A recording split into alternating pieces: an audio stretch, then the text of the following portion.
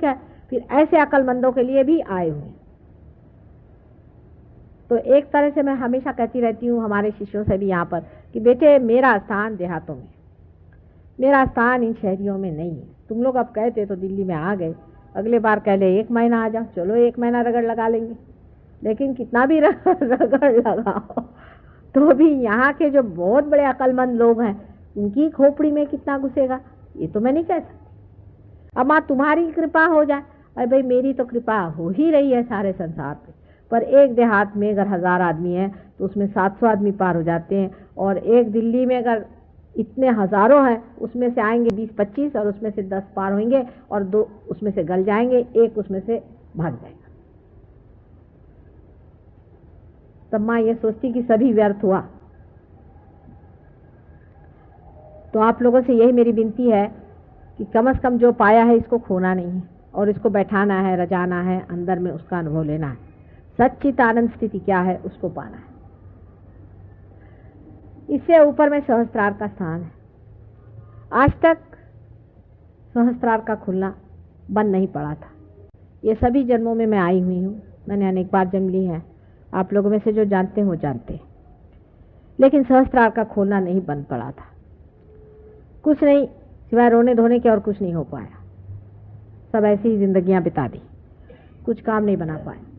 सहस्त्रार का खोलना इसी जन्म में हुआ, वो भी लगातार रोज रात में मेहनत करती थी, सबके कुंडलिनियों में घुस घुस करके और पता लगाती थी कि इस मोटर में क्या खराबी, उस मोटर में क्या खराबी, इसमें क्या खराबी, उसमें क्या खराबी, और अपनी गृहस्थी संभालते हुए सहयोग का अंतिम जो चरण है जिसे कहना सहस्त्रार खोलना, ये हो गया। और इसीलिए 5 मई को हम लोग सब सहस्त्रार डे मनाते हैं। उस दिन जब सहस्त्रार खुला है तब आप लोगों का भी सहस्त्रार खुला। इसका मतलब यह है कि संसार में जो सुपर कॉन्शियसनेस है वो उतर आई, इसीलिए आप सबको वाइब्रेशंस आ रहे हैं। आप कहिएगा कि इतने साल पहले, वर्षों पहले क्यों नहीं, एक आदि फूल आता था, बड़े मुश्किल से इस सटल चीज को पहुंचता था। सुपर कॉन्शियसनेस आने की जरूरत थी, सुपर कॉन्शियसनेस आने की जरूरत थी, परमात्मा का साम्राज्य आने की जरूरत थी, उसकी सेंसिटिविटी संसार में फैलने की जरूरत थी, नहीं तो परमात्मा का ही विश्वास टूट जाता, नहीं तो संसार ही डूब जाता और सत्ययुग की शुरुआत नहीं होती। सत्ययुग की शुरुआत हो गई है और सत्ययुग का पहले निशानी है कि किसी की भी लंथ फंथ चलने नहीं वाले। सत्ययुग की शुरुआत तब से हुई जब से संसार में कैंसर का रोग आ गया। कोई सी भी गड़बड़ी चलने नहीं वाली, धर्म में खड़ा होना ही पड़ेगा। आप अगर धर्म में खड़े नहीं होंगे तो एकदम अतिशय में जाएंगे। पहले आपने ऐसे बहुत से लोग सुने होंगे जो जिंदगी भर 1 पैक शराब पीते थे, अब ऐसा नहीं होता है। अब जो 10 साल का लड़का हो चाहे 15 साल का लड़का है, वो जैसे ही शराब शुरू करता है 2 साल में अल्कोहलिक हो जाएगा। हर एक चीज में गति आ गई है और गति आने के कारण अब चल नहीं पाएगा। मनुष्य को धार्मिक होना पड़ेगा, अपने धर्म में जागना पड़ेगा। जो मनुष्य नहीं जागेगा वो ताड़ित होगा, वो नुकसान उठाएगा, शारीरिक, मानसिक, बौद्धिक, हर तरह का नुकसान उठाएगा। और वो जानेगा, अपने सामने देखेगा कि मुझे तकलीफें हो रही, ये वो समझेगा। यही आज का विशेष समय आया हुआ है, ट्रांजिशन का समय कहिए कि अब सतयुग में उतरने वाले हैं।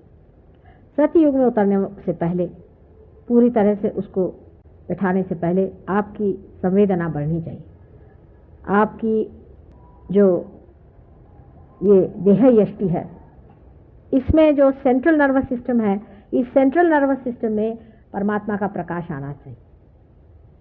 अभी तक तो सिर्फ पैरासिम्पैथेटिक में है और आपके हृदय में ही परमात्मा बसे हुए हैं, लेकिन इसका प्रकाश जब आपके सेंट्रल नर्वस सिस्टम में आकर के चैतन्य स्वरूप जैसा कि वर्णन किया हुआ है,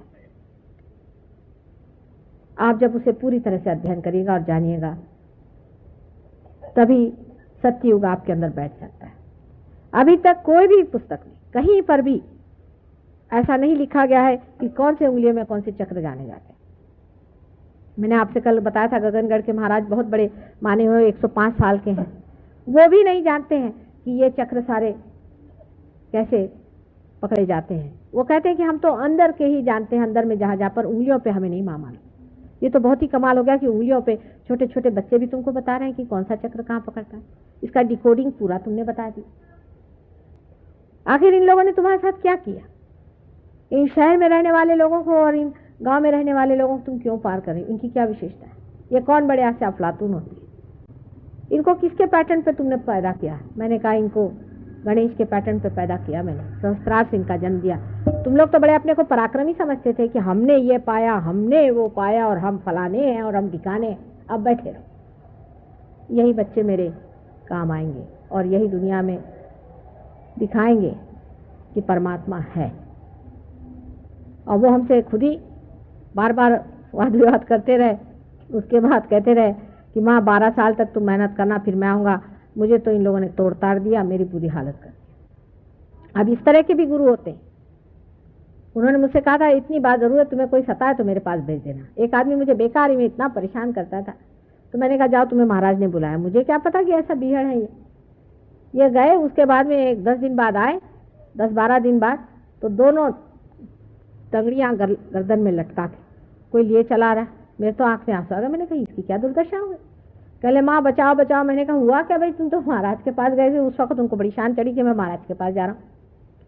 पहले मैं उनके गुफा में सो रहा था, तो रात में उनके मुझे बाघ ने नीचे ढकेल दिया। तो मैंने कहा तुमने उनसे बात क्या करी? माँ यही गलती हो गई, मैंने ज़रा तुम्हारी बदनामी कर दी, तुम्हारे लिए बुरा कहा। तो क्या बोले? कहले अच्छा देखता हूँ मैं तुम्हारी माँ को। तब तो इतना ही बोले। उसके बाद मुझे उसने बाघ ने नीचे ढकेल दिया। 3 दिन के बाद में मेरे हाथ पैर टूटे पड़े रहे, वहीं मैं टट्टी पेशाब, हालत खराब मेरी, खाने को नहीं कुछ नहीं। 3 दिन के बाद में 2-4 रोटियां ऊपर से लटका कहते खाओ। उसके बाद 2-3 दिन वहीं मुझे सड़ाया। उसके बाद उनके लोग ऊपर उठा के लाए। फिर मेरे घर वालों को खबर दी, कहले इसको ले जाओ, इसकी तंगड़ियाँ गले में डालकर, मराठी में कहते तंगड़िया गड़ियात घालू, तंगड़ियाँ गले में डाल के वो माँ के पास ले जाओ, वही ठीक करेगी, वो बड़ी क्षमा करने वाली है, मैं नहीं करने वाला। और फिर से अगर तुमने कहा है तो तंगड़ियाँ पूरी निकाल के रख दूंगा। उसने कान पकड़े और उसने कहा कि बाबा माँ मुझे उसके पास फिर से मत भेजना, जो भी है ठीक है। फिर उसकी तंगड़ियाँ ठीक करी, अभी ठीक है, वो चल रहा है। ऐसे होते हैं। इन गुरुओं के भी एक एक तरीके हैं।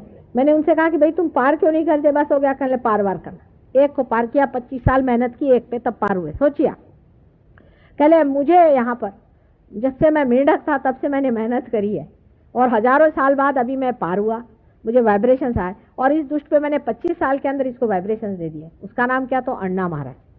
मैंने कहा अच्छा देखेंगे अण्णा महाराज क्या। कहले काम से गया, वो अगर कुछ मुझे मिल जाए तो उसको मैं पीट के रख दूँगा। बहुत मारा। तो अण्णा महाराज कहाँ आए थे? तो मैंने कहा था भाई वो आएंगे तो मेरे को जरा बुलाना। तो उनसे कहा कि माता जी आ रहे हैं। मैं गई, मेरे सामने बैठ के सिगरेट पी रहे और वो अपने हैदराबादी भाषा में, और 4-5 औरतें साथ में, क्या रे मैं रे तू रे चला था, खूब अपने आराम से बैठे हुए। तो मैं गई, मैंने कहा कि कैसे, क्या आप कैसे हैं? कहले हमारे आप गुरुजी जो हैं वो अपने तकिया छोड़ के आ गए बम्बई में आपसे मिलने। मैंने कहा क्यों ना, मैं उनकी माँ हूँ तो आते हैं मुझे मिलने, तुम्हें कोई ऑब्जेक्शन है? कहले उनको छोड़ना नहीं चाहिए, वो ऐसा करते हैं, वो वैसा करते हैं, वो काम से गए और ये और वो। मैंने कहा अच्छा, तो अब मेरा तरीका देखो। उन्होंने तो तंगड़ियाँ तोड़ी। तो मैंने कहा अच्छा बेटे अब तो मैं जा रही। मैंने उनको कुंकू लगाया। उसके बाद मैंने कहा अच्छा मैं जा रही, तू मेरे को कुंकू लगा। जैसे उन्होंने आज्ञा चक्र पे मेरे रखा तो मैंने खींच लिया अंदर से। वो धक्का धक्का धक्का धक्का उनका जो हाथ होने लगा ना, माँ माँ माँ माँ बचाओ बचाओ बचाओ बचाओ, छोड़ो। मैंने कहा पहले तुम कहो कि अपने गुरु की निंदा नहीं करो। नहीं मैं कुछ की निंदा नहीं करूंगा, मुझे छोड़ दो। और मैंने कहा दूसरा है सिगरेट छोड़ना। हाँ छोड़ दो छोड़ दो। मैंने कहा सिगरेट छोड़ो। तीसरा औरतों का छंद छोड़ के जाके जंगल में बैठो। जब उसने तीनों चीजें प्रॉमिस की तब उसका हाथ छोड़ा नहीं। तो इस आज्ञा चक्र से ही उसको पूरा अंदर सक कर लिया और उसकी उंगली वो हटा नहीं सकता था और ऐसी ऐसी ऐसी ऐसी हो रही थी। 5 मिनट के अंदर सब लोगों ने तमाशा देखा। उसके बाद वो उठ के चले गए अण्णा महाराज और अब जंगलों में बैठते हैं। पर उन्होंने बड़े ढंग किए। उसके बाद पता चला कि उन्होंने कितने ही लोगों से अंगूठियां बनवाना, 1.25 तोले की तुम अंगूठी मुझे दे दो, तुम्हारा संकट दूर हो जाएगा। महाराज जी क्या, तुम्हारी जितनी श्रद्धा हो उतनी दे दो। उनका भाई 1.25 तोला बहुत होता। अच्छा चलो आधे ही तोले की दे दो, तुम्हारी जितनी श्रद्धा है, जितनी तुम्हारी आफत है उतनी ही दे दो। ऐसे कर कर के हजारों तोलों का उन्होंने अपने पास में छिकिया। परमात्मा की कृपा से उनके यहाँ चोरी हो गई और सब उनका सोना भी चोरी।